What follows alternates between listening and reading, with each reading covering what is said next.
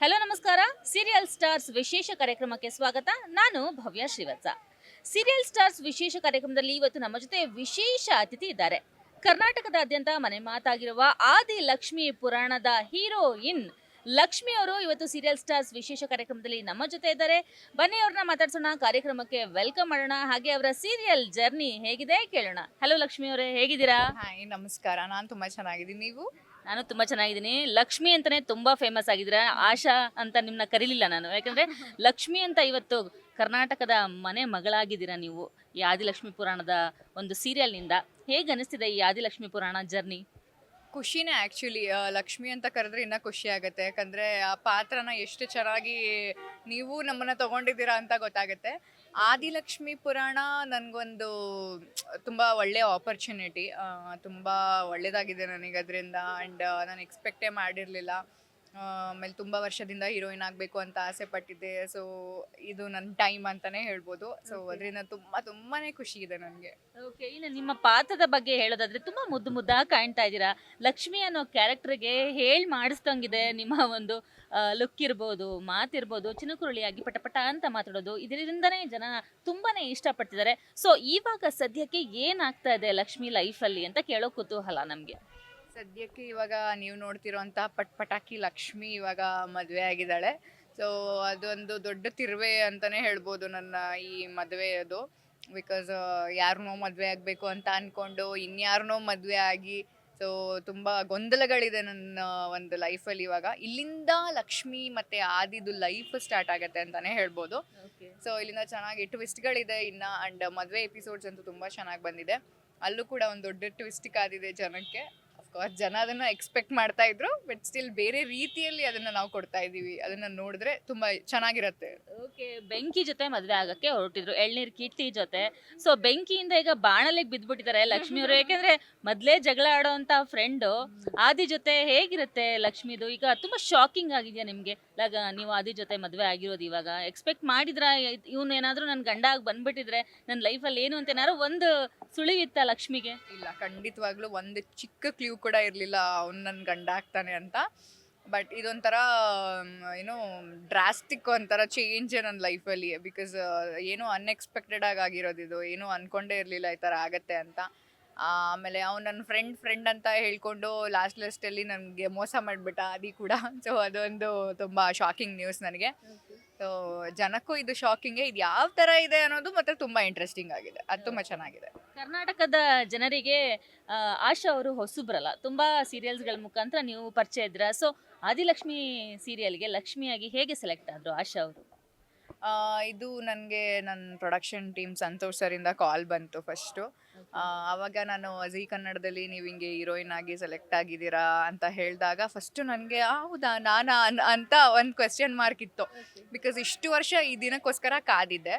But all of a sudden ಅದು ಬಂದಾಗ ನಾನು ಆಗ್ಬಿಟ್ಟು ನಾ ಹೀರೋಯಿನ್ನು ಅನ್ನೋ ಥರ ಒಂದು ಎಲ್ರಿಗೂ ಖುಷಿ ಇರುತ್ತಲ್ಲ, ಅದೇ ಥರನೇ ನನಗೂ ಒಂಥರ ಏನೋ ಶಾಕ್, ಖುಷಿ ಎಲ್ಲನೂ. ಎಷ್ಟೇ ನಾವು ಅಂದ್ಕೊಂಡ್ರೂ ಎಕ್ಸ್ಪೆಕ್ಟ್ ಮಾಡಿದ್ರೂ ಕೂಡ ಇಟ್ ಒಂಥರ ಚೆನ್ನಾಗಿರತ್ತೆ ಅಲ್ವಾ, ಅದು ಆ ಮೂಮೆಂಟೇ ಬೇರೆ ಥರನೇ.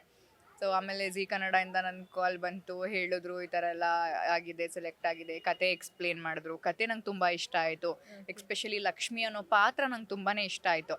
ತುಂಬ ಪಟಾಕಿ ಥರ ಇರ್ತಾಳೆ ಯಾವಾಗಲೂ. ಯೂಶ್ವಲಿ ನನ್ನ ರಿಯಲ್ ಲೈಫಲ್ಲಿ ನಾನು ತುಂಬ ಅಷ್ಟು ಮಾತಾಡಲ್ಲ, ಅಥವಾ ಅಷ್ಟು ಇದು ಏನು ಅವಳ ಥರ ಬಜಾರಿ ಅಲ್ಲ ನಾನು.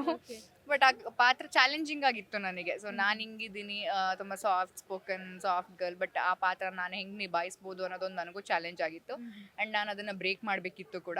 ಸೊ ಬಹುಶಃ ಅದನ್ನು ಚೆನ್ನಾಗಿ ಮಾಡ್ತಾ ಇದ್ದೀನಿ ಅಂತ ನನಗನ್ಸುತ್ತೆ. ಓಕೆ, ಬಹಳಷ್ಟು ಜನರಿಗೆ ಅವ್ರ ಅಂದ್ರೆ ನಾವು ಹೇಗಿರ್ತೀವಿ ನ್ಯಾಚುರಲ್ ಆಗಿ, ನಮ್ಗೆ ಅದೇ ಥರ ಪಾತ್ರ ಸಿಕ್ಬಿಟ್ರೆ ಮಾಡೋದು ಈಸಿ ಅಂತಾರೆ. ಬಟ್ ನೀವು ಹೇಳ್ತಾ ಇದ್ರೆ ನಾನು ತುಂಬ ಸಾಫ್ಟ್ ನೇಚರ್ ಅಂತ.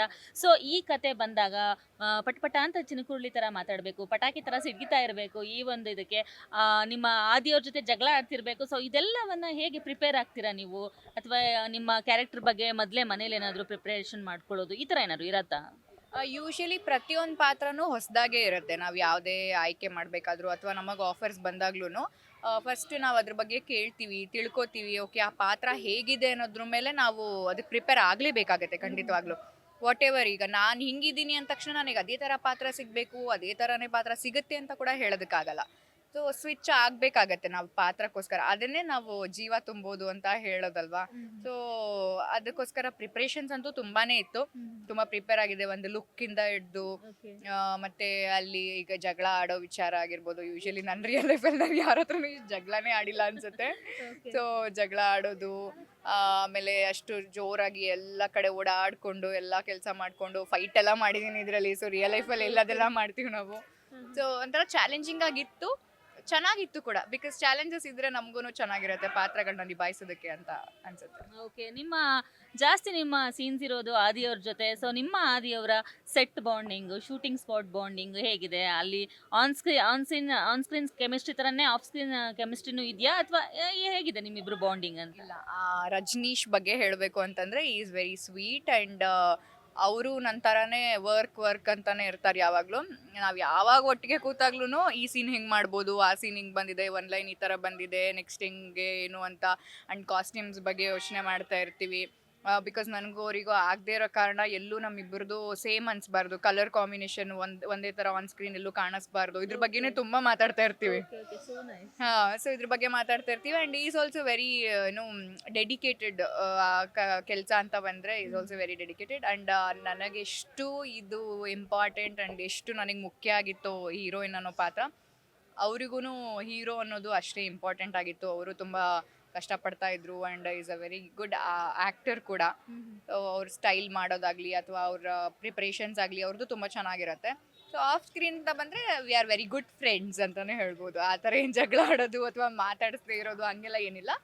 ಮಾತಾಡಿಸ್ತೀವಿ, ಕಾಲು ಎಳೆಯೋದು ಅದೆಲ್ಲ ಇದ್ದೇ ಇರುತ್ತೆ. ಚೆನ್ನಾಗಿದ್ದೀವಿ ಇಬ್ರು. ಸೊ ಈ ಒಂದು ಬ್ಯಾಕ್ ಗ್ರೌಂಡ್ ಇರೋಂತಹ ಹುಡುಗಿಗೆ ಎಷ್ಟು ಕಷ್ಟ ಆಗತ್ತೆ ಆ ಒಂದು ಸಿಚುವೇಶನ್ ಬಂದಾಗ? ಇವ್ರು ನಮ್ಮ ಅಪ್ಪ ಅಮ್ಮ ಅಲ್ಲ ಅಂತ ಇನ್ನ ಗೊತ್ತಾಗಿಲ್ಲ ಅಲ್ವಾ ಸೀರಿಯಲ್ ಅಲ್ಲಿ. ಗೊತ್ತಾದ್ಮೇಲೆ ಯಾವ ತರ ಒಂದು ಸಿಚುವೇಶನ್ಸ್ ಇರುತ್ತೆ, ಅದನ್ನ ತಡ್ಕೊಳಕ್ ಹೇಗ್ ರೆಡಿ ಇದ್ದಾರೆ ಲಕ್ಷ್ಮಿ ಅವರು ಅಂತ? ಇಲ್ಲ, ಈ ಮದುವೆ ಎಪಿಸೋಡ್ಸ್ ಅಲ್ಲಿ ನನಗೆ ಆ ನಿಜ ಗೊತ್ತಾಗತ್ತೆ. ಓಕೆ. ಸೊ ಅದಕ್ಕೆ ಹೇಳಿದ್ದು ತುಂಬಾ ಟ್ವಿಸ್ಟ್ಗಳಿದೆ ಮದ್ವೆಲಿ. ಸುಮ್ಮನೆ ಮದ್ವೆ ಆಗ್ಬಿಡಲ್ಲ ನಾನು ಆದಿನ ಹೇಗ್ ಮದ್ವೆ ಆಗ್ತೀನಿ, ಅಲ್ಲಿ ಏನೇನ್ ಆಗತ್ತೆ, ಯಾಕೆ ಮದ್ವೆ ಆಗೋದಕ್ಕೆ ಏನ್ ರೀಸನ್ನು, ತುಂಬಾ ಟ್ವಿಸ್ಟ್ಗಳಿದೆ. ಇಂಟ್ರೆಸ್ಟಿಂಗ್ ಆಗಿದೆ ತುಂಬಾನೇ. ಓ ಹಿಂಗಾಯ್ತಾ, ಹಿಂಗಾಗೋಯ್ತಾ ಅಂದ್ರೆ ಪ್ರತಿ ಒಂದೊಂದು ಸೀನ್ಸ್ ಅಲ್ಲೂ ಒಂದೊಂದು ಹೆಜ್ಜೆಯಲ್ಲೂ ಟ್ವಿಸ್ಟ್ ನೋಡ್ತೀರಾ ಅಂತಾನೆ ಹೇಳ್ಬೋದು ಮದುವೆ ಎಪಿಸೋಡ್ಸ್ ಅಲ್ಲಿ. ಸೊ ಅಲ್ಲಿ ಗೊತ್ತಾಗತ್ತೆ ನನಗೆ ಇದು ನಮ್ಮ ಅಪ್ಪ ಅಮ್ಮ ಅಲ್ಲ ಅನ್ನೋ ವಿಚಾರ ಗೊತ್ತಾಗತ್ತೆ. ನಾನು ಯಾರ ಮಗಳು, ಈಗ ಹೆಂಗಾಗೋಗುತ್ತೆ ಅಂತಂದ್ರೆ ಇಷ್ಟ ಇಲ್ಲದೆ ಇವನೊಂದು ಮದ್ವೆ ಆಗ್ಬಿಡ್ತೀನಿ. ಆ ಒಂದು ಗೊತ್ತಾಗಿ ಅಪ್ಪ ಅಮ್ಮ ಅಲ್ಲ ಅಂತ ಗೊತ್ತಾಗಿರೋ ಶಾಕಲ್ಲಿ ಬಂದು ಕೂತಾಗ ಇವನು ತಾಳಿ ಕಟ್ಬಿಡ್ತಾನೆ. ಈ ಕಡೆ ನಾನು ಇವನು ಮನೆ ಬಿಟ್ಟು ಹೋಗು ಅಂತಾನೆ. ಆ ಕಡೆ ನನ್ಗೆ ಅಪ್ಪ ಅಮ್ಮನೂ ನನ್ನವ್ರಲ್ಲ ಅನ್ನೋದು ಗೊತ್ತಾಗತ್ತೆ. ಸೊ ಲಕ್ಷ್ಮಿ ಎಲ್ಲಿ ಹೋಗ್ತಾಳೆ ಪಾಪ, ಏನ್ ಮಾಡ್ತಾಳೆ ಇವಾಗ? ಅವಳಿಗೆ ಯಾರೂ ಇಲ್ಲ, ಅವಳಿಗೆ ಏನ್ ಮಾಡ್ಬೇಕು ಗೊತ್ತಿಲ್ಲ, ಓದ್ಬೇಕಂತ ಆಸೆ ಇದೆ. ಈ ಕಡೆ ತಾತ ಸಪೋರ್ಟ್ ಮಾಡ್ತೀನಿ ಅಂತ ಹೇಳ್ತಾರೆ. ಹಂಗಂತ ಕೇಳಿ ತಾತ ಹೇಳ್ದಂಗೆ ಅವ್ರ ಮನೇಲೆ ಇರ್ಬೇಕಾ ಅಥವಾ ಗಂಡ ಹೇಳ್ದಂಗೆ ನೀನು ಹೋಗು, ನನಗೂ ಇಷ್ಟ ಇಲ್ಲ ಇವನಂದ್ರೆ, ಅವನಿಗೂ ಇಷ್ಟ ಇಲ್ಲ ನಾನಂದ್ರೆ. ಸೊ ಅಲ್ಲಿ ಇರೋದು ಎಷ್ಟು ಸರಿ? ಸೊ ಇದೆಲ್ಲ ಯೋಚನೆ ಮಾಡ್ತಾಳೆ. ಖಂಡಿತ ಲಕ್ಷ್ಮಿಗೆ ಇದು ತುಂಬಾ ಚಾಲೆಂಜಿಂಗ್. ಬಿಕಾಸ್ ಅವಳು ಹ್ಯಾಪಿ ಆಗಿದ್ಲು, ತುಂಬಾ ಹ್ಯಾಪಿ ಆಗಿದ್ಲು. ಎಲ್ಲಾರು ಹ್ಯಾಪಿ ಹುಡುಗಿ, ಹ್ಯಾಪಿಯಾಗಿ ಇಟ್ಕೋತಾ ಇದ್ಲು ಎಲ್ಲಾರು ಕೂಡ. ಬಟ್ ಸಡನ್ ಆಗಿ ಅವಳ ಲೈಫಲ್ಲಿ ಒಂದು ದೊಡ್ಡ ತಿರುವು ಇದು. ಅವಳಿಗೆ ಬೇಜಾರಾಗ್ಬೇಕಾ, ಅಳ್ಬೇಕಾ, ಸೋತ್ ಕೂರ್ಬೇಕಾ, ಏನ್ ಮಾಡ್ಬೇಕಂತಾನೆ ಗೊತ್ತಾಗದೇ ಇರೋಂತ ಒಂದು ಸಿಚುಯೇಷನ್ ಅಲ್ಲಿ ಇದ್ದಾಳೆ ಅವಳು ಇವಾಗ. ಮುಂದಕ್ಕೆ ಇವಾಗ ಹೇಗ್ ತಗೊಂಡ್ ಹೋಗ್ತಾಳೆ ಅದನ್ನು ಅನ್ನೋದು ನೋಡ್ಬೇಕು. ಓಕೆ, ಪ್ರತಿಯೊಂದು ಸೀರಿಯಲ್ ಸಿನಿಮಾ ಅಂದ್ರೆ ಒಂದು ಮೆಸೇಜ್ ಇರುತ್ತೆ ಸಮಾಜಕ್ಕೆ. ಸೊ ಆದಿಲಕ್ಷ್ಮಿ ಪುರಾಣ ಸ್ಟಾರ್ಟಿಂಗ್ ಇಂದ ಒಂದೊಂದು ಒಳ್ಳೊಳ್ಳೆ ಮೆಸೇಜ್ ಅನ್ನ ಕೊಡ್ತಾ ಬರ್ತಿದೆ. ಸೊ ಈಗ ಸದ್ಯದಲ್ಲಿ ಯಾವ ಒಂದು ಮೆಸೇಜ್ ನ ನೀವು ಜನಕ್ಕೆ ಹೇಳ್ಬೋದು ಅನ್ನೋದಾದ್ರೆ ಈ ಸೀರಿಯಲ್ ಮೂಲಕ ಯಾವ ಮೆಸೇಜ್ ನ ಜನಕ್ಕೆ ಕೊಡ್ತಾ ಇದೆ ಆದಿಲಕ್ಷ್ಮಿ ಸೀರಿಯಲ್? ಕರೆಕ್ಟ್. ಆದಿಲಕ್ಷ್ಮಿ ಪುರಾಣ ಯಾವ ಮೆಸೇಜ್ ಕೊಡ್ತಾ ಇದೆ ಅಂತಂದ್ರೆ ಖಂಡಿತವಾಗ್ಲೂ ಎಜುಕೇಶನ್ ಬಗ್ಗೆ ನಾವು ತುಂಬಾನೇ ಇದು ಮಾಡ್ತಾ ಇದ್ದೀವಿ. ಬಿಕಾಸ್ ಎಷ್ಟೊಂದು ಜನ ಇವಾಗ ಚಿಕ್ಕ ವಯಸ್ಸಲ್ಲೇ ಮದುವೆ ಆಗ್ಬಿಡ್ತಾರೆ, ಅಥವಾ ಅವ್ರಿಗೆ ಲೈಫ್ ಏನಂತ ಗೊತ್ತಿರಲ್ಲ, ಅಥವಾ ಏನು ಮಾಡಬೇಕು ಮುಂದೆ, ಅವ್ರದ್ದು ಹೇಗೆ ಅದು ಲೈಫ್ ಲೀಡ್ ಮಾಡಬೇಕು ಗೊತ್ತಿರಲ್ಲ, ಮದುವೆ ಆಗಂಗೆ ಆಗ್ಬಿಡ್ತಾರೆ. ಸೊ ವಾಟ್ ಈಸ್ ನೆಕ್ಸ್ಟ್ ಅಂತಂದಾಗ so education is very important ಅನ್ನೋದು ಅಲ್ಲಿ ಪಾಯಿಂಟ್ ಆಗುತ್ತೆ. ಆ ಕಡೆ ನನ್ನ ಅಣ್ಣ ಅತ್ತಿಗೆನೂ ಅಷ್ಟೇ, ಅವರು ಓದ್ಬೇಕು, ಅದಕ್ಕೆ ಓದಬೇಕು ಅಂತ ಆಸೆ ಇರುತ್ತೆ. ಈ ಕಡೆ ನನಗೂ ಓದ್ಬೇಕಂತ ಆಸೆ ಇರುತ್ತೆ. ಇಬ್ಬರಿಗೂ ಮದುವೆ ಆಗೋಗ್ಬಿಡತ್ತೆ. ಸೊ ಮದುವೆ ಆದ್ಮೇಲೂ ಎಷ್ಟೋ ಮನೇಲಿ ಓದಕ್ ಬಿಡಲ್ಲ, ಅಥವಾ ಎಷ್ಟೋ ಹೆಣ್ಮಕ್ಳಿಗೆ ಓದ್ಬೇಕಂತ ಆಸೆ ಇರುತ್ತೆ. ಸೊ ಒಂದೇನಂತಂದ್ರೆ ಇಲ್ಲಿ ಈ ಕಡೆ ಆದಿನ ಅನ್ಕೊಂಡ್ರೆ ಆಗದೆ ಇದ್ರೂ ಮದುವೆ ಆದ್ರೂ ಓದಕ್ಕೆ ಅವನೇನು ಬೇಡ ಅಂತ ರಿಸ್ಟ್ರಿಕ್ಟ್ ಮಾಡ್ತಿಲ್ಲ, ಅಥವಾ ಅವ್ರ ಮನೆಯವ್ರು ರಿಸ್ಟ್ರಿಕ್ಟ್ ಮಾಡ್ತಾ ಇಲ್ಲ. ಸೊ ಆ ಕಡೆ ನನ್ನ ಅಣ್ಣ ಅದಕ್ಕೆ ಓದಬೇಕು, ಬೇರೆ ಕಂಟ್ರಿಗೆ ಹೋಗ್ಬೇಕಂತ ಆಸೆ ಇರುತ್ತೆ. ಅಲ್ಲೂ ಅವ್ರ ಮನೇಲೂ ಸಪೋರ್ಟಿವ್ ಆಗಿದ್ದಾರೆ.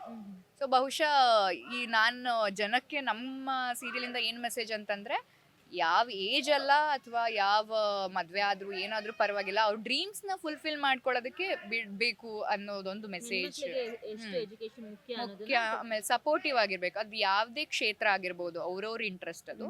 ಸೊ ಅದಕ್ಕೆ ಸಪೋರ್ಟಿವ್ ಆಗಿರ್ಬೇಕು ಫ್ಯಾಮಿಲಿ ಅಥವಾ ಹಸ್ಬೆಂಡ್ ಅಂತ ಒಂದು ಒಳ್ಳೆ ಮೆಸೇಜ್ ಅಂತ ಹೇಳ್ಬೋದು. ಒಂದು ಸೀರಿಯಲ್ಗೆ ಹೀರೋಯಿನ್ ಆಗೋದು ಅಂದ್ರೆ ಸಾಮಾನ್ಯದ ಮಾತಲ್ಲ. ಹೀರೋಯಿನ್ ಆಗಿ ಕುಳ್ತಿದ್ದೀರಾ ನೀವು, ನಿಮಗೆ ಗೊತ್ತಾಗುತ್ತೆ ಹೀರೋಯಿನ್ ಆದ ತಕ್ಷಣ ಇಷ್ಟು ಜನ ಫಾಲೋವರ್ಸು, ನಿಮ್ಗೆ ಗೊತ್ತು, ನಿಮ್ಮ ಆಕ್ಟಿಂಗ್ ಗೊತ್ತು, ತುಂಬಾ ಚೆನ್ನಾಗಿ ಮಾಡ್ತಾ ಇದ್ದೀರಾ, ಈ ಥರ ಎಲ್ಲ ಅಪ್ರಿಸಿಯೇಷನ್ ಬರುತ್ತೆ. ಒಂದು ಕಡೆ ನಿಮ್ಮನ್ನ ಗುರ್ತಿಸ್ತಾರೆ ಜನ.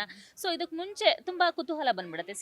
ಹೀರೋಯಿನ್ ಇವರು ಆದಿಲಕ್ಷ್ಮಿ ಸೀರಿಯಲ್ದು. ಸೊ ಆಶಾ ಅವರು ಏನಾಗಿದ್ರು, ಏನ್ ಮಾಡ್ತಿದ್ರು, ಎಲ್ಲಿಂದ ಬಂದ್ರು, ಇದೆಲ್ಲ ನಿಮ್ಮ ಫ್ಯಾನ್ಸ್ಗೆ ಒಂದು ಕುತೂಹಲ ಇರುತ್ತೆ. ಸೊ ಹಾಗಾಗಿ ನೀವು ಬೇಸಿಕಲಿ ಎಲ್ಲಿಯವರು, ಹುಟ್ಟಿದ್ದಲ್ಲಿ, ಬೆಳೆದಿದ್ದಲ್ಲಿ, ಎಲ್ಲಿ ಓದಿದ್ ನೀವು ಆಶಾ ಅವರು? ನಂದು ದಾವಣಗೆರೆ. ಸೊ Okay, ನಾನು ದಾವಣಗೆರೆ ಹುಟ್ಟಿ ಬೆಣ್ಣೆ ಹುಡುಗಿ, ಬೆಣ್ಣೆ ತರಾನೇ ಇದ್ದೀರಾ? Thank you. ಅಲ್ಲೇ ಹುಟ್ಟಿ ಬೆಳೆದಿದ್ದು ಓದಿದ್ದು ಎಲ್ಲ ಅಲ್ಲೇ, ಈಗಲೂ ಫ್ಯಾಮಿಲಿ ಎಲ್ಲ ಅಲ್ಲೇ ಇರೋದು. ಸೊ ನನಗೊಂದು ಚಿಕ್ಕ ವಯಸ್ಸಿಂದನೂ ಆಸೆ, ಒಂದು 6-7 ಸ್ಟ್ಯಾಂಡರ್ಡಿಂದನೂ ಹೀರೋಯಿನ್ ಆಗಬೇಕು ಅನ್ನೋದೇ ಒಂದು ಆಸೆ. ಬೇರೆ ಇನ್ಯಾವ ಆಪ್ಷನ್ನು ನನಗೆ ಗೊತ್ತಿರಲಿಲ್ಲ. ಬಟ್ ಹೇಗೆ ಹೋಗಬೇಕು ಏನು ಅದರ ಬಗ್ಗೆ ಐಡಿಯಾ ಇರಲಿಲ್ಲ. ನನ್ನ ಫ್ಯಾಮಿಲಿ ಬ್ಯಾಕ್ಗ್ರೌಂಡ್ ಅವ್ರು ಯಾರೂ ಇಂಡಸ್ಟ್ರಿಯಲ್ಲಿಲ್ಲ, ಫಿಲಮ್ ಇಂಡಸ್ಟ್ರಿ ಆಗಿರ್ಬೋದು ಅಥವಾ ಸೀರಿಯಲಲ್ಲಿ ಆಗಿರ್ಬೋದು ಇಲ್ಲ. ಸೊ ನಂಗೆ ಫಸ್ಟು ನನ್ನ ಆಸೆ ಕನ್ಸಿದ್ದು ಮೂವೀಸ್ ಮಾಡಬೇಕು ಅಂತಾನೆ. ಸೊ ಅದಕ್ಕೆ ಹೋಗಬೇಕು ಅಂದರೆ ಕೆಲಸ ಕಲಿಬೇಕು, ಕ್ಯಾಮ್ರಾ ಫೇಸಿಂಗ್ ಕಲಿಬೇಕು, ಆ್ಯಕ್ಟಿಂಗ್ ಹೇಗೆ ಅಂತ ಗೊತ್ತಿರಬೇಕು. ಸೊ ನಾನು ಕ್ಲಾಸಿಕಲ್ ಡ್ಯಾನ್ಸರ್ ಆಗಿರೋದ್ರಿಂದ ನನಗೊಂದು ಸ್ವಲ್ಪ ಎಕ್ಸ್ಪ್ರೆಷನ್ಸ್ ಬಗ್ಗೆ ಐಡಿಯಾ ಇತ್ತು. ಅವಾಗೆಲ್ಲ ನನ್ನ ಫ್ರೆಂಡ್ಸು ನೀನು ಯಾಕೆ ಟ್ರೈ ಮಾಡಬಾರ್ದು ಅಂತೆಲ್ಲ ನನ್ನ ಡಾನ್ಸ್ ಟೀಚರ್ ಎಲ್ಲ ಹೇಳೋರು. ಸೊ ಓಕೆ ಟ್ರೈ ಮಾಡೋಣ. ನಮ್ಮ ಮನೇಲೂ ತುಂಬ ಸಪೋರ್ಟಿವ್, ಅವ್ರಿಗೆ ಸಖತ್ ಆಸೆ ಇತ್ತು ನಾನು ಆ್ಯಕ್ಟರ್ ಆಗಬೇಕು ಅಂತ. ಸೊ ಟ್ರೈ ಮಾಡೋಣ ಅಂತ ಟ್ರೈ ಮಾಡಿ ಆಡಿಷನ್ಸ್ ಕೊಟ್ಟು ಸೆಲೆಕ್ಟ್ ಆಗಿ, ಈಗ ಫಸ್ಟಿಗೆ ಹೀರೋಯಿನ್ ಸಿಕ್ಬಿಡ್ಬೇಕು ಅಂದರೆ ಆಗಲ್ಲ. ನನಗೇನೋ ಅದ್ರ ಬಗ್ಗೆ ಗೊತ್ತಿಲ್ಲ ಅಂದಾಗ ಫಸ್ಟ್ ಐ ಕಾಂಟ್ ಎಕ್ಸ್ಪೆಕ್ಟ್, ನಾನು 10ನೇ ಮೆಟ್ಲು ಹತ್ತಕ್ಕಾಗಲ್ಲ. ಸೊ ಫಸ್ಟು ಬೇರೆ ಪಾತ್ರಗಳನ್ನ ಮಾಡ್ಕೊಂಡು ಬಂದು ಇವಾಗ ಹೀರೋಯಿನ್ ಆಗಿದ್ದೀನಿ. ಯಾವ್ದು ಪಾತ್ರಕ್ಕೆ ತುಂಬಾ ವೇಟೇಜ್ ಇದೆ ಅನ್ಸುತ್ತೆ? ಯಾಕಂದ್ರೆ ನೇಮ್ ಫೇಮ್ ಬರೀ ಹೀರೋಯಿನ್ ಇದೊಂದು ಕ್ಯಾರೆಕ್ಟರ್ ಬರುತ್ತಾ, ಅಥವಾ ಬೇರೆ ಕ್ಯಾರೆಕ್ಟರ್ಗಳಿಂದನೂ ನೇಮ್ ಫೇಮ್ ಬರುತ್ತೆ ಅಂತ ನಿಮ್ಗೆ ಅನ್ಸುತ್ತಾ? ಯಾಕಂದ್ರೆ ಇತ್ತೀಚಿನ ಸೀರಿಯಲ್ಗಳಲ್ಲಿ ವಿಲನ್ ಕ್ಯಾರೆಕ್ಟರ್ ಇದೆಯಲ್ಲ, ತುಂಬಾ ವೇಟೇಜ್ ಇರುವಂತಹ ಕ್ಯಾರೆಕ್ಟರ್. ಎಷ್ಟೋ ಸೀರಿಯಲ್ಗಳಲ್ಲಿ ಹೀರೋಯಿನ್ಸ್ ಗಿಂತ ವಿಲನ್ ಕ್ಯಾರೆಕ್ಟರ್ ಇರೋ ಹುಡುಗಿರ ತುಂಬಾ ಫೇಮಸ್ ಆಗ್ಬಿಟ್ಟಿರ್ತಾರೆ, ತುಂಬಾ ಇಷ್ಟ ಆಗ್ಬಿಟ್ಟಿರ್ತಾರೆ ಜನಕ್ಕೆ. ಸೊ ಇವೆರಡರ ರೋಲ್ ಬಗ್ಗೆ ನೀವ್ ಏನ್ ಹೇಳಕ್ ಇಷ್ಟಪಡ್ತೀರಾ? ಖಂಡಿತ ಇಲ್ಲಿ ಬರೀ ಹೀರೋಯಿನ್ ಅನ್ನೋದು ಅಲ್ಲ. That is like one tag line, heroine ಆಗಬೇಕು ಅಥವಾ ಹೀರೋ ಆಗಬೇಕು ಅಥವಾ ಅದೊಂದು ಮುಖ್ಯ ಪಾತ್ರ ಒಂದು ಪ್ರಾಜೆಕ್ಟ್ಗೆ ಅಂತ ಹೇಳ್ಬೋದು. ಬಟ್ ಅದ್ರ ಜೊತೆಗೆ supporting characters R very important. ಇಲ್ಲ ಅಂದರೆ ಆ ಹೀರೋಯಿನ್ ಪಾತ್ರ ಏನೂ ಅಲ್ಲ ಅಂತ ನನಗೆ ಅನ್ಸುತ್ತೆ.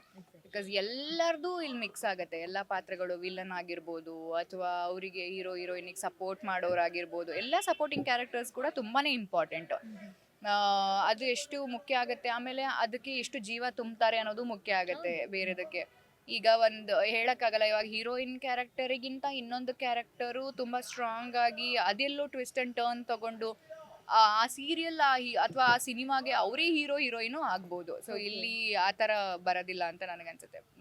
ಪಾತ್ರಕ್ಕೆ ಎಷ್ಟು ಜೀವ ತುಂಬ್ತೀರಾ, ವೇಟೇಜ್ ಇರುತ್ತೆ. ಆ್ಯಂಡ್ ಬರೀ ಆ ಪಾತ್ರನ ವೇಟೇಜ್ ಕೊಟ್ಟರೆ ಸಾಕಾಗಲ್ಲ, ಅದಕ್ಕೆ ಅವರು ಇನ್ಪುಟ್ಸ್ ಅಷ್ಟೇ ಅಂದರೆ ಆರ್ಟಿಸ್ಟ್ಗಳು ಅಷ್ಟೇ ಇನ್ಪುಟ್ಸ್ ಹಾಕಿ ಅದನ್ನು ಹೆಂಗೆಲ್ಲ ಮಾಡ್ಬೋದು, ಯಾವ್ಯಾವ ರೀತಿಯಲ್ಲೆಲ್ಲ ಮಾಡ್ಬೋದು ಅಂತಂದರೆ ಡೆಫಿನೆಟ್ಲಿ ಅವರೆಲ್ಲ ಕ್ಲಿಕ್ ಆಗ್ತಾರೆ ಅಂತ ನನಗೆ ಅನ್ಸುತ್ತೆ. ಓಕೆ, ಇನ್ನು ಫ್ರೀ ಟೈಮಲ್ಲಿ ಆಶಾ ಅವ್ರು ಏನು ಮಾಡ್ತಾರೆ? ಯಾಕೆಂದರೆ ಎಲ್ಲರೂ ನೋಡ್ತಾರೆ ಯಾವಾಗಲೂ ಶೂಟಿಂಗ್ ಅಂದರೆ ಬ್ಯುಸಿ ಇದ್ದೇ ಇರ್ತೀರ, ಬೆಳಿಗ್ಗೆ ಅಂದರೆ ರಾತ್ರಿ ತನಕ ಶೂಟಿಂಗಲ್ಲೇ ಇರ್ತೀವಿ ಅಂತ ಹೇಳ್ತಾರೆ ಸೀರಿಯಲ್ಸ್ ಸ್ಟಾರ್ಸ್ ಎಲ್ಲರೂ.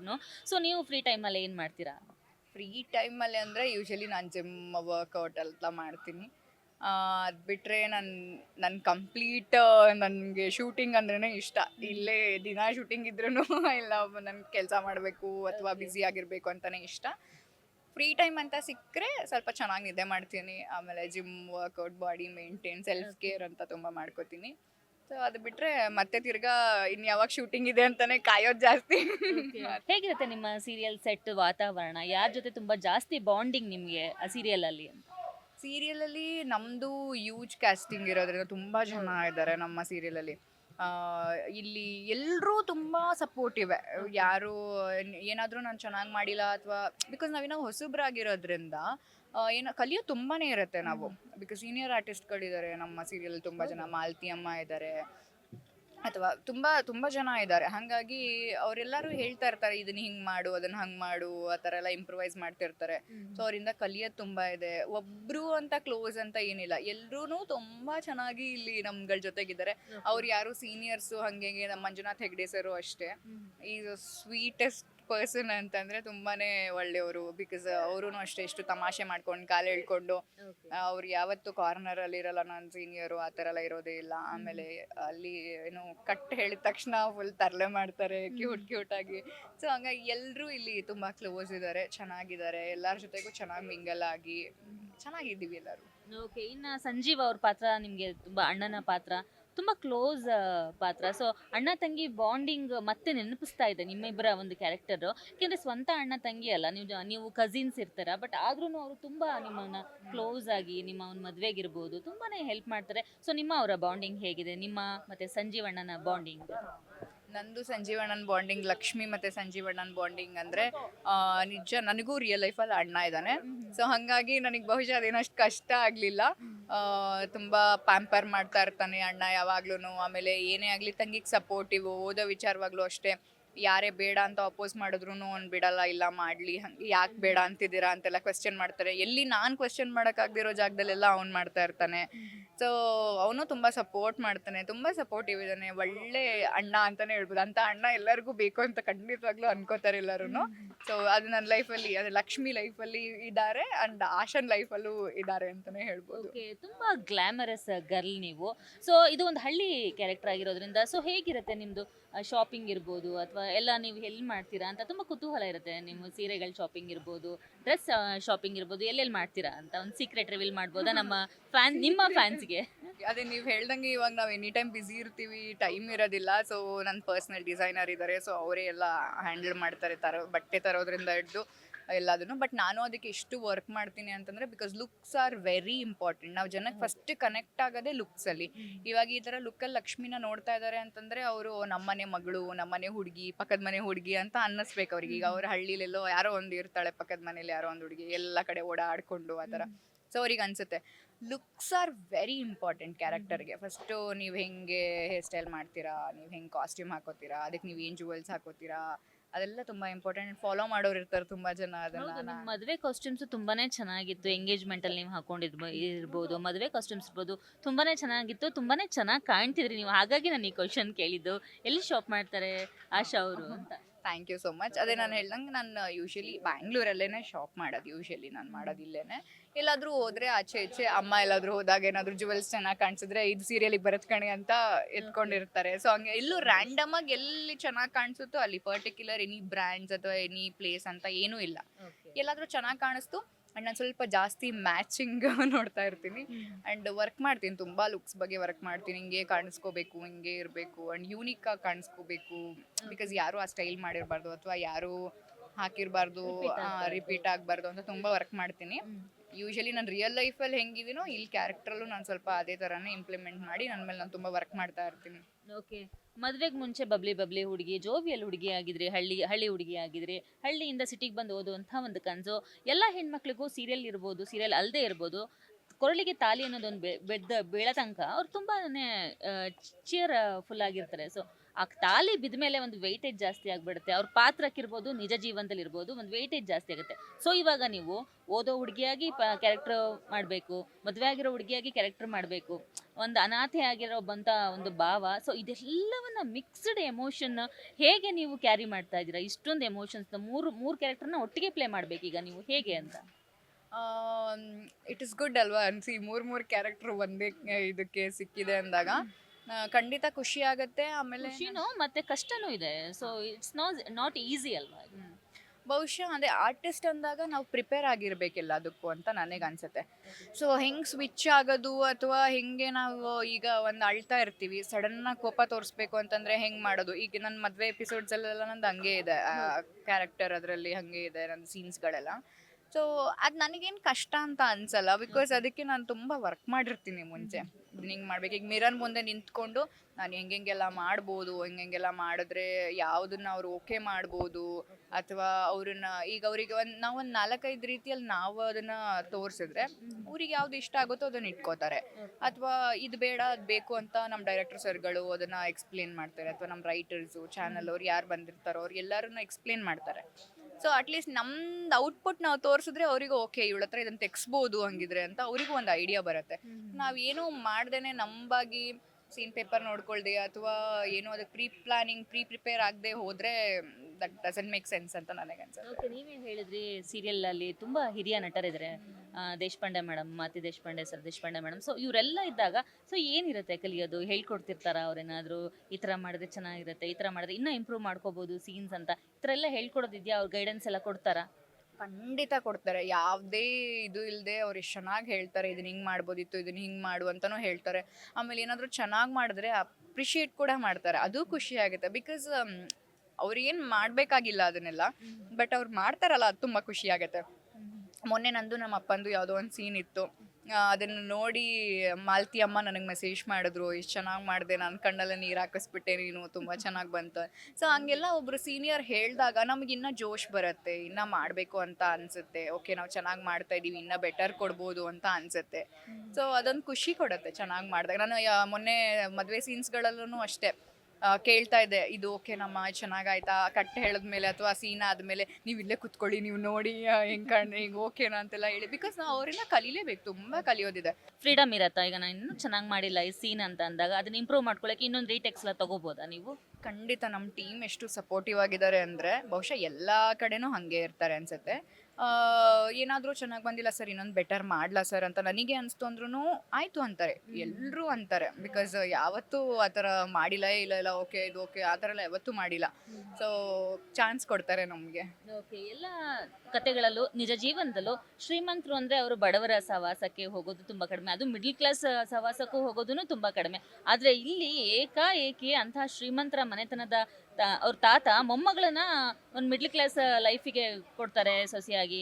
ನೀವು ಒಂದು ಮಿಡ್ಲ್ ಕ್ಲಾಸ್ ಲೈಫಲ್ಲಿರುವಂತಹ ಹುಡುಗಿ ಏಕಾಏಕಿ ಶ್ರೀಮಂತರ ಮನೆಗೆ ಹೋಗ್ತಾರೆ. ಸೊ ಎಷ್ಟು ತುಂಬ ಚೆನ್ನಾಗಿರುವಂತಹ ಒಂದು ಕತೆ. ನಿಜ ಜೀವನದಲ್ಲಿ ಎಲ್ಲಿ ಎಷ್ಟು ನಡೆಯುತ್ತೋ ಇದು ಈ ಕತೆ ಅಂತ ಗೊತ್ತಿಲ್ಲ, ಬಟ್ ಈ ಕತೆ ಅಂತ ತುಂಬ ಯುನೀಕ್ ಆಗಿದೆ. ಸೊ ಈ ಒಂದು ಕಥೆಯ ಕುಟುಂಬದ ಬಗ್ಗೆ ನಿಮ್ಮ ಖುಷಿ ಏನಿದೆ? ಖಂಡಿತ ಖುಷಿ ಇದೆ. ಆಮೇಲೆ ಇದೊಂದು ಯಂಗ್ಸ್ಟರ್ಸ್ ಮದುವೆ ಆದರೆ ಹೇಗಿರುತ್ತೆ, ಅಥವಾ ಓದೋರ್ ಮದುವೆ ಆದರೆ ಹೇಗಿರುತ್ತೆ, ಆಸೆ ಇಟ್ಕೊಂಡವರು, ಅಥವಾ ಮದುವೆ ಆದಮೇಲೂ ಓದ್ಬೋದಾ ಅನ್ನೋರಿಗೆ ಎಲ್ಲರಿಗೂ ತುಂಬ ಜನಕ್ಕೆ ಕ್ವೆಶನ್ಸ್ಗೆ ಆನ್ಸರ್ ಇದೆ ನಮ್ಮ ಸೀರಿಯಲಲ್ಲಿ ಅಂತ ನನಗನ್ಸುತ್ತೆ. ಸೊ ಆ ವಿಚಾರವಾಗಿ ನನಗೂ ತುಂಬ ಖುಷಿ ಇದೆ. ನಂಗೆ ಡೇ ಒನ್ ಕತೆ ಕೇಳಿದಾಗ್ಲೇ ತುಂಬ ಖುಷಿ ಆಯಿತು. ಸೊ ಇನ್ನು ಹೋಗ್ತಾ ಅದಿನ್ನ ತುಂಬ ಇಂಪ್ರೂವ್ ಆಗ್ತಾ ಇದೆ ಅಥವಾ ಚೆನ್ನಾಗಿ ಆಗ್ತಾ ಇದೆ. ಸೊ ತುಂಬ ಖುಷಿ ಇದೆ ನನಗೆ ಈ ಕತೆ ಬಗ್ಗೆ ಅಥವಾ ಈ ಒಂದು ಇದ್ರ ಬಗ್ಗೆ, ಸೀರಿಯಲ್. ಓಕೆ, ನನಗೂ ತುಂಬ ಖುಷಿ ಆಯಿತು ನಿಮ್ಮ ಬಗ್ಗೆ ಮಾತಾಡಿ, ನಿಮ್ಮ ಸೀರಿಯಲ್ ಬಗ್ಗೆ ಮಾತಾಡಿ. ಇನ್ನು ಕೊನೆಯದಾಗಿ ನಮ್ಮ ವೀಕ್ಷಕರಿಗೆ ನಿಮ್ಮ ಒಂದು ಸೀರಿಯಲ್ ಮೂಲಕ ಏನು ಹೇಳಕ್ಕೆ ಇಷ್ಟಪಡ್ತೀರಾ, ಆಶಾ ಆಗಿ ಹಾಗೆ ಲಕ್ಷ್ಮಿ ಆಗಿ? ಆಶಾ ಆಗಿ ಏನು ಹೇಳಕ್ಕೆ ಇಷ್ಟಪಡ್ತೀನಿ ಅಂದರೆ, ತುಂಬ ಜನ ನಾನು ಹೀರೋಯಿನ್ ಆಗಬೇಕು ಅಂತ ಹೇಳಿದ್ದು ಅಥವಾ ಅವರು ಕೂಡ ಅಂದ್ಕೊಂಡಿದ್ದು ಇದೆ. ಸೊ ನಿಮ್ಮ ಆಸೆ ಜೊತೆಗೆ ನನ್ನ ಆಸೆನೂ ನಾನು ಪೂರೈಸ್ಕೊಂಡಿದ್ದೀನಿ. ಸೊ ತುಂಬ ಸಪೋರ್ಟ್ ಮಾಡಿದ್ದೀರಾ, ಇದೇ ಥರ ಸಪೋರ್ಟ್ ಮಾಡಿ ಲಕ್ಷ್ಮಿ ಅಥವಾ ಮುಂದೆ ಇನ್ನು ಯಾವುದೇ ಪಾತ್ರಗಳು ಮಾಡಿದ್ರು ಎಲ್ಲದಕ್ಕೂ ಸಪೋರ್ಟ್ ಮಾಡಿ ಅಂತಲೇ ಹೇಳಕ್ಕೆ ಇಷ್ಟಪಡ್ತೀನಿ. ಅದ್ರ ಜೊತೆಗೆ ಆದಿಲಕ್ಷ್ಮಿ ಪುರಾಣ ಎಪಿಸೋಡ್ಸು, ಮ್ಯಾರೇಜ್ ಎಪಿಸೋಡ್ಸ್ ಅಂತೂ ಸೂಪರಾಗಿ ಬಂದಿದೆ. ಸೊ ಮಿಸ್ ಮಾಡಿದೆ ಎಲ್ಲ ಎಪಿಸೋಡ್ಸು ನೋಡಿ. ನೀವು ಬಹುಶಃ ಈ ಥರ ಕಥೆನ ಎಲ್ಲೂ ನೋಡಿರ್ಲಿಕ್ಕಿಲ್ಲ, ಆ ಥರ ಇಂಟ್ರೆಸ್ಟಿಂಗ್ ಆಗಿದೆ, ಡಿಫ್ರೆಂಟ್ ಆಗಿದೆ. ಸೊ ಮಿಸ್ ಮಾಡದೆ ಆದಿಲಕ್ಷ್ಮಿ ಪುರಾಣನ ನೋಡಿ ಅಂತ ಕೇಳ್ಕೊತೀನಿ. ಓಕೆ ಆಶಾ ಅವರೇ, ಇಷ್ಟೊತ್ತು ನಮ್ಮ guarantee news serial star team ಜೊತೆ ತುಂಬ ವಿಷಯಗಳನ್ನ, ನಿಮ್ಮ ಸೀರಿಯಲ್ ಜರ್ನಿಯನ್ನು ಹಂಚ್ಕೊಂಡಿದ್ದೀರಿ. ನಿಮ್ಮ ಎಲ್ಲ ಪ್ರಾಜೆಕ್ಟ್, ನಿಮ್ಮ ಒಂದು ಡ್ರೀಮ್ಸ್ಗೆ ನಮ್ಮ ಕಡೆಯಿಂದ ಆಲ್ ದ ವೆರಿ ಬೆಸ್ಟ್. ನಿಮ್ಮ ಎಲ್ಲ ಡ್ರೀಮ್ಸು ಫುಲ್ಫಿಲ್ ಆಗಿ ಹೀಗೆ ನೀವು ಕರ್ನಾಡಿನ ಜನರನ್ನು ಆದಿಲಕ್ಷ್ಮಿ ಮೂಲಕ ರಂಜಿಸ್ತಾ ಇರಿ ಅಂತ ನಾವು ಕೇಳ್ಕೊಳ್ತೀವಿ. Thank you so much. Thank you so much. Thank you. ನೋಡಿದ್ರಲ್ಲ ವೀಕ್ಷಕರೇ, ಇದಾಗಿತ್ತು ಆದಿ ಲಕ್ಷ್ಮಿ ಪುರಾಣ ಸೀರಿಯಲ್ನ ಹೀರೋಯಿನ್ ಲಕ್ಷ್ಮಿ ಅಲಿಯಾಸ್ ಆಶಾ ಅವರ ಮಾತುಗಳು. ನೋಡ್ತಾ ಇರಿ ಗ್ಯಾರಂಟಿ ನ್ಯೂಸ್, ಸುದ್ದಿ ಖಚಿತ, ನ್ಯಾಯ ನಿಶ್ಚಿತ.